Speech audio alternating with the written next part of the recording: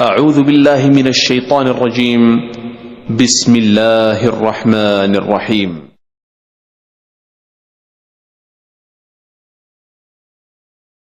بسم الله الرحمن الرحيم. الحمد لله رب العالمين، صلى الله وسلم وبارك على عبده ورسوله محمد وعلى آله وصحبه أجمعين وعلى من تبعهم بإحسان إلى يوم الدين. أما بعد. حافظ ابو عبداللہ محمد بن احمد بن عثمان الذہبی رحمہ اللہ اپنی کتاب الکبائر میں کہتے ہیں الکبیرۃ الخامسہ منع الزکاہ. امام الذہبی رحمہ اللہ کہتے ہیں پانچواں کبیرہ گناہ جو انہوں نے اس کتاب میں نقل کیا ہے ارکان اسلام سے متعلق ہے، وہ کیا ہے؟ منع الزکاہ، زکوٰۃ کا ادا نہ کرنا. اور امام ذہبی رحمہ اللہ نے قرآن مجید کی آیت کریمہ نقل کی سورہ فصلت وَوَيْلٌ لِّلْمُشْرِكِينَ الَّذِينَ لَا يُؤْتُونَ الزَّكَاةَ وَهُمْ بِالْآخِرَةِ هُمْ كَافِرُونَ. مشرکوں کے لیے تباہی ہے جو لوگ زکوٰۃ کو ادا نہیں کرتے اور آخرت کے منکر ہیں. اسلام کو آپ دیکھیں تو اسلام دو چیزوں کو خاص طور پر وضاحت کے ساتھ بیان کرتا ہے ساری تعلیمات میں. ایک، اللہ کے حق کو ادا کیا جائے، دوسرا مخلوق پر رحم کیا جائے. ارکان اسلام دی آپ دیکھیں، پہلا توحید اور نماز ہے جس کا تعلق اللہ کی ذات سے ہے. پھر اس کے بعد زکوٰۃ کا جو فریضہ ہے اس کا تعلق اللہ کے بندوں سے ہے. تو اسلام یہ کہتا ہے کہ آپ کو اللہ کا حق ادا کرنا چاہیے اور مخلوق کے حق کو بھی دینا چاہیے. یہ اسلام کہتا ہے. اسی لیے اگر کوئی روزہ نہیں رکھتا ہے، استطاعت نہیں ہے اس کے پاس، بوڑھے بزرگ ہونے کی وجہ سے یا بیمار جو شفایاب نہیں ہو رہے ہیں، ان کے لیے بھی حکم یہ ہے کہ وہ مسکینوں کو کھانا کھلا دے. تو انسان کھانا کھلا رہا ہے، روزے کے بدلے بھی لوگوں کو وہ دے رہا ہے، خرچ کر رہا ہے. یعنی اسلام یہ کہتا ہے کہ خالق کے حق کو ادا کرو اور مخلوق کے ساتھ حسن سلوک کرو، اور اس کی شکل یہ ہے، جو فرض ہے کہ انسان زکوٰۃ کو ادا کرے.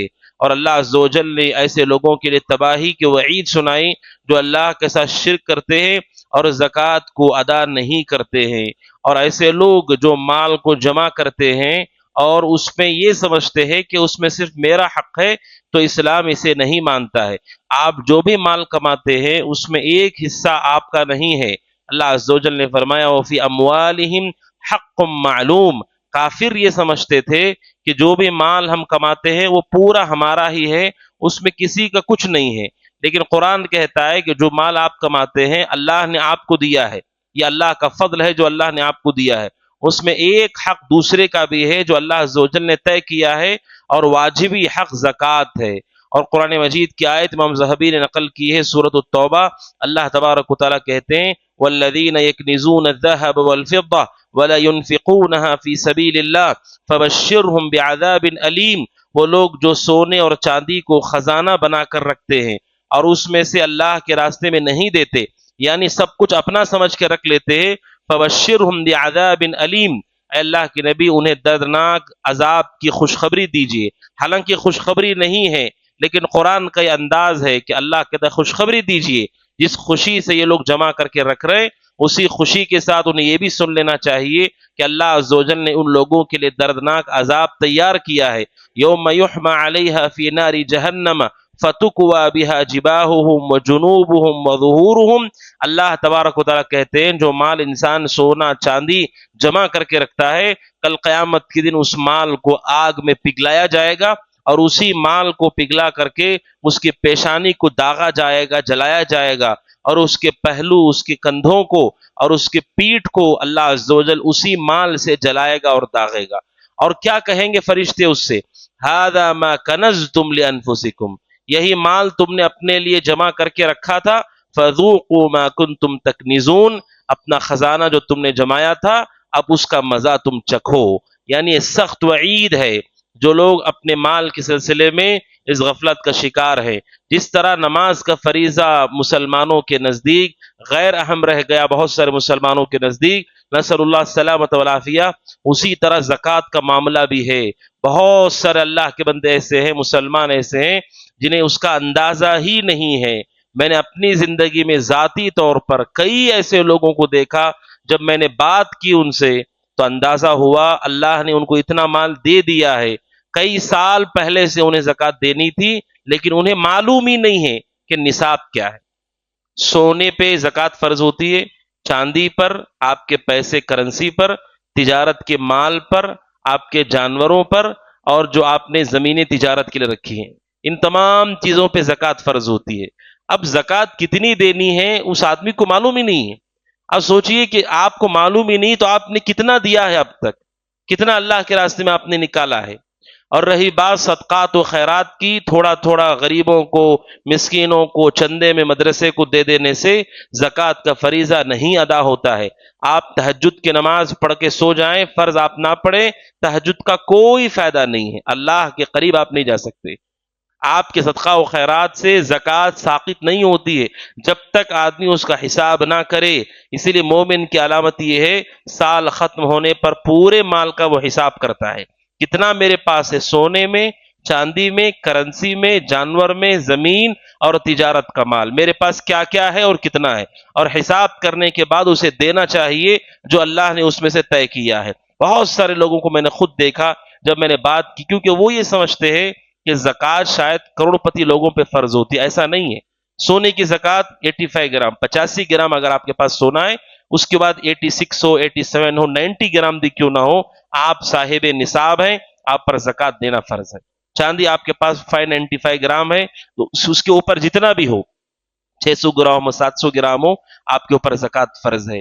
کرنسی کا بھی معاملہ ہے۔ اب اندازہ ہی نہیں ہے تو آپ سوچئے، ایسا فریضہ ہے یہ کہ بہت سارے مسلمانوں کو نہیں معلوم کہ ان کے مال میں زکوٰۃ فرض ہو گئی ہے، اور وہ یہ سمجھ رہے ہیں کہ شاید ہم سے وہ تعلق نہیں رکھتا ہے۔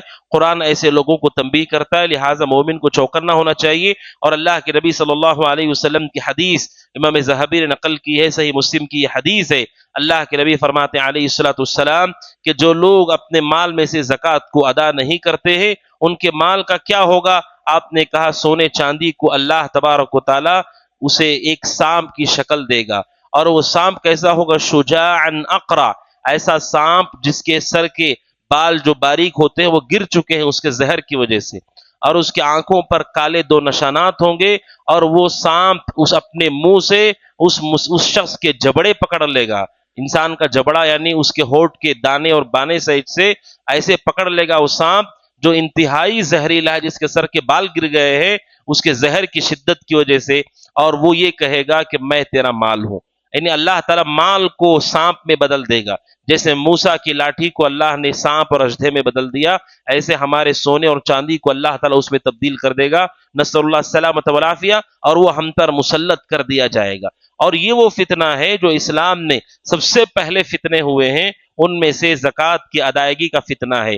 بلکہ ایک شخص کو میں نے خود یہ کہتے ہوئے سنا، جب میں نے ان سے تفصیل بتائی زکوٰۃ کی، تو وہ کہنے لگے کہ بھائی میں کما کر کے میں کیسے دے دوں، سونے میں سے بھی دے دوں، چاندی میں سے بھی دے دوں، اور ان کی عمر 50 سال سے زائد ہے۔ میں نے خود ان کو کہتے ہوئے اپنے کانوں سے سنا، تب مجھے اندازہ ہوا کہ لوگ اصل جانتے ہی نہیں ہیں کہ فریضہ زکوٰۃ کیا ہے، کہاں کہاں یہ فرض ہو رہا ہے، کیسے خواتین کو بھی نہیں معلوم ہے، اتنا زیور ان کے پاس ہے، 85 گرام سے زیادہ زیور ہے، ان کا اپنا زیور ہے، لیکن اس میں زکوٰۃ نہیں ادا کرتی، اور جمع کر کر کے انہوں نے رکھا ہے، اور یہ کبیرہ گناہوں میں سے۔ اسلام کے شروعات میں جو فتنے ہوئے، ابو بکر صدیق رضی اللہ عنہ جب خلیفہ ہوئے اللہ کے نبی کے انتقال کے بعد، ایک ایسی قوم ظاہر ہوئی جنہوں نے یہ کہا ہمیں اسلام سے کوئی پریشانی نہیں، لیکن زکوٰۃ سے پریشانی ہے، زکوٰۃ سے پریشانی، کیونکہ وہ لوگ جانتے تھے کہ حساب کر کر کے دینا ہے۔ جیسے اس آدمی کو میں نے کہتے ہوئے سنا جس نے مجھ سے کہا اب اتنا محنت کر کے کما کے ہم کیسے بانٹ دیں لوگوں میں، اس وقت ایسے لوگ ظاہر ہوئے جنہوں نے کہا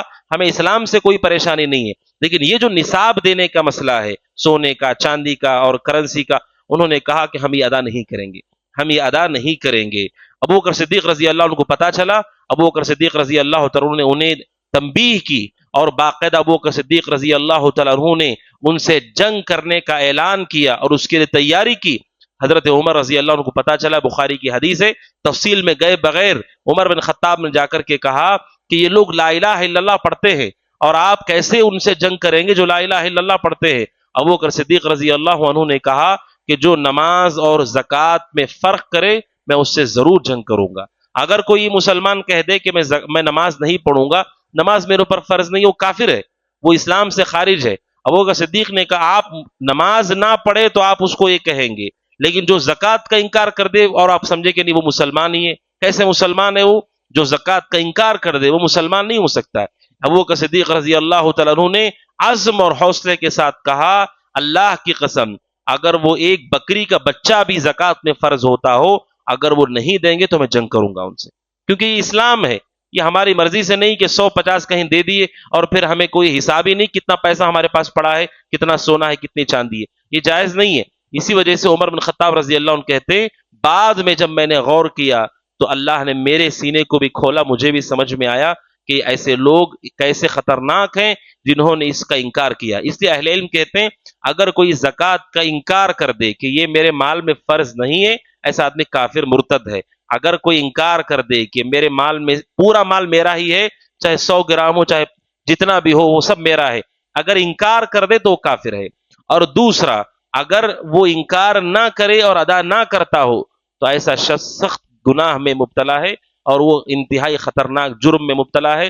جو یہ تو کہتا ہے کہ میں مانتا ہوں فرض ہے لیکن حساب کر کے نہیں دیتا ہے، وہ سخت مشکل اور بہت بڑی مصیبت میں مبتلا ہے، یعنی بڑے گناہ میں مبتلا ہے۔ اور تیسرا، اگر لوگ زکوٰۃ کو نہ ادا کریں اور طلب کرنے پر امام وقت اور خلیفہ کے خلاف اکٹھا ہوں اور جنگ کے لیے تیار ہو جائیں تو اہل علم کہتے ہیں کہ ایسے لوگ بھی کافر ہیں۔ ابوبکر صدیق رضی اللہ عنہ کے زمانے میں یہی ہوا کہ انہوں نے اپنے ابوبکر صدیق کے خلاف جنگ کی تیاری کی۔ کہتے علماء کہ اگر کسی علاقے کے لوگ زکوٰۃ کو نہ ادا کریں کہنے کے باوجود اور وہ مل کر کے اپنی ٹیم بنا لے اور خلیفہ اور امام کے خلاف جنگ کرنے کے لیے بھی تیار ہو جائیں، ایسے لوگ مسلمان نہیں ہو سکتے ہیں، کیونکہ ان کے دل میں عقیدہ خراب ہو گیا ہے کہ وہ زکوٰۃ کو فرض نہیں مانتے۔ اس لیے عقیدے کا تعلق صرف توحید سے نہیں ہے، جس کو اللہ نے فرض کیا ہے اسے فرض ماننا یہ آپ کے عقیدے سے تعلق رکھتا ہے۔ آپ اللہ نے کہا وہ عرش پر ہے، آپ مان رہے ہیں۔ اللہ عز و جل نے کہا کہ وہ ایک ہے، آپ مان رہے ہیں۔ اللہ نے کہا میں نے زکوٰۃ کو فرض کیا، آپ نہیں مان رہے، تو پھر کیا فرق ہے؟ شرک کرنے والے میں اور آپ میں کیا فرق ہے؟ وہ ایک ہونے کا انکار کر رہا ہے اور آپ یہ انکار کر رہے ہیں کہ اللہ نے زکوٰۃ کو فرض نہیں کیا ہے۔ دونوں بھی اللہ تبارک و تعالیٰ کی بات کا انکار کرنے والے ہیں۔ تو یہ زکوٰۃ کا معاملہ انتہائی حساس اور خطرناک ہے۔ مومن کو چاہیے کہ اس کی طرف متوجہ ہو اور اپنے مال کا حساب و کتاب رکھے اور جو اللہ عز و جل نے اسے دیا ہے اس میں سے مستحقین تک پہنچا دے۔ اور زکوٰۃ کو ادا کرنے والا جب زکوٰۃ دیتا ہے تو ایسے محسوس ہوتا ہے گویا کہ وہ احسان کر رہا ہے، وہ کوئی احسان نہیں ہے، بلکہ سلف نے کہا جو زکوٰۃ لیتا ہے اس کا آپ پر احسان ہے، کیونکہ اگر وہ آپ سے لے رہا ہے وہ آپ سے بڑی مصیبت کو دور کر رہا ہے، یعنی آپ پر جو گناہ ہونے والا تھا زکوٰۃ نہ دینے کا، اس اللہ کے بندے نے آپ سے قبول کر لیا، اب وہ مشکل آپ پر سے دور ہو گئی۔ کتنے لوگ ہیں وہ پریشان ہیں، کسے دینا چاہیے سمجھ میں نہیں آ رہا، کون مستحق ہے سمجھ میں نہیں آ رہا۔ اگر کوئی مستحق آدمی مل گیا اور آپ اسے دے رہے ہیں تو آپ نے اس پہ احسان نہیں کیا ہے۔ آپ نماز پڑھتے ہیں تو میرے پر کوئی احسان نہیں، میں نماز پڑھوں تو آپ پر کوئی احسان نہیں ہے، ہم سب جماعت کے ساتھ نماز پڑھ رہے ہیں، ہمارے ایک دوسرے پہ کوئی احسان نہیں ہے۔ آپ اسی طرح زکوٰۃ کسی مستحق کو دیتے ہیں، وہ آپ پہ فرض تھا، آپ کو دینا ہی تھا، آپ کا اس پہ کوئی احسان نہیں ہے، بلکہ اس نے آپ کی مدد کی ہے۔ اگر کوئی آدمی آپ کے لیے جائے نماز بچھائے اور آپ کے لیے وضو کا پانی لا کر کے دے، اس نے آپ کی مدد کی ہے۔ اگر آپ سے کوئی زکوٰۃ کو قبول کر رہا ہے جو مستحق ہے، سلف کہتے ہیں اس کا آپ پر احسان ہے، اس کا شکر گزار ہونا چاہیے مومن کو۔ لہذا فریضہ زکوٰۃ سے متعلق امام ذہبی رحمہ اللہ نے اس حدیث کو نقل کیا ہے اور اختتام پر انہوں نے آیت بھی نقل کی ہے۔ اللہ عز و جل نے اس آیت میں فرمایا کہ جو لوگ اللہ تبارک و تعالیٰ کے دیے ہوئے مال میں کنجوسی کر رہے ہیں وہ اس غفلت میں نہ ہو کہ ان کے لیے خیر ہے، بلکہ یہ ان کے لیے شر ہے۔ جو وہ بخیلی کر رہے ہیں اس کا وبال ان کے گلوں میں ہوگا۔ اور اللہ نے آخر میں اختتام پر کہا وَلِلَّهِ مِيرَاثُ السَّمَاوَاتِ وَالْأَرْضِ، زمین و آسمان کی میراث اللہ کی ہے۔ جو بھی مال آپ دیکھ رہے ہیں اس کا وارث اللہ ہی ہے۔ آپ جو کہتے ہیں یہ میری زمین ہے، آپ سے پہلے لوگ بھی کہتے رہے یہ میری زمین ہے، آپ بھی چلے جائیں گے، وہ زمین تو وہیں رہے گی، وہ زمین وہیں رہے گی، زمین کہیں نہیں جائے گی۔ آخر کار ایک ایک کر کے لوگ ختم ہو جائیں گے اور آخری انسان بھی جب مر جائے گا جو بچا ہوا مال ہے وہ کس کا ہے؟ اللہ نے کہا وَلِلَّهِ مِيرَاثُ السَّمَاوَاتِ وَالْأَرْضِ، زمین و آسمان کا وارث اللہ ہے، اس لیے اللہ کا نام الوارث ہے۔ آپ جتنا خزانہ چھوڑ کے جائیں گے زمین آخر میں اگلے گی لیکن کوئی اسے اٹھائے گا نہیں، آخر میں کس کے لیے وہ رہے گا؟ اللہ عز و جل ہی اس کا مالک ہے، اسی نے پیدا کیا تھا، اسی نے زمین بنائی تھی، سونا چاندی بھی اسی نے بنایا تھا، وہ سب کچھ آخری انسان چھوڑ کر کے چلا جائے گا، قیامت کے دن تو کچھ لے کے نہیں جا سکتا ہے، اور اللہ تعالیٰ اس مال کو ختم کر دے گا، کوئی چیز اس میں سے باقی نہیں رہے گی۔ تو اللہ عز و جل ہی وارث ہے، جب وہ وارث ہے تو اس کے حکم پر جو حق ہے وہ حق ہمیں ادا کرنا چاہیے زکوٰۃ کی شکل میں، اور اس میں بخیلی سے اور کنجوسی سے مومن کو پرہیز کرنا چاہیے، اور صدقات و خیرات کی آڑ میں زکوٰۃ کو ترک نہیں کرنا چاہیے۔ امام ظاہری رحمہ اللہ نے احادیث میں نقل کی. اللہ عز و جل سے دعا ہے کہ اللہ تبارک و تعالیٰ اس فریضے کو ادا کرنے کی ہمیں توفیق عطا فرمائے، اور اللہ عز و جل مسلمان جو محتاج ہیں ان کے پریشانیوں کو اللہ تعالیٰ دور فرمائے. آمین. هذا وصلی اللہ وسلم محمد وعلى آلہ وصحبہ اجمعین. السلام علیکم ورحمۃ اللہ وبرکاتہ. وقل جاء الحق وزهق الباطل إن الباطل كان زهوقا